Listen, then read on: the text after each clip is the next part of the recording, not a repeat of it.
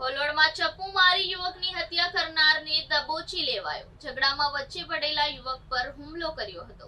ખોલવડ ખાતેની opera palace society gate પાસે શુક્રવારે મોડી રાત્રે રૂપિયાની ઉઘરાણી બાબતે બબાલ થઈ હતી.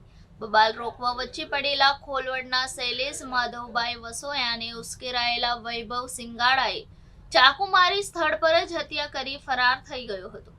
હત્યાને પગલે કામરેજ પીઆઈઓ કે જાડેજા સહિતની પોલીસની ટીમે હત્યાના આરોપી વૈભવને પકડવા ચક્રો ગતિમાન કર્યા હતા. તપાસ દરમિયાન કામરેજ પીઆઈ ઓકે જાડેજા તેમજ બિપિન રત્નાભાઈને મળેલી બાતમી મુજબ નવી પારડી રાજ હોટલ નજીકના સર્વિસ રોડ પરથી હત્યાના આરોપીને ઝડપી પાડ્યો હતો.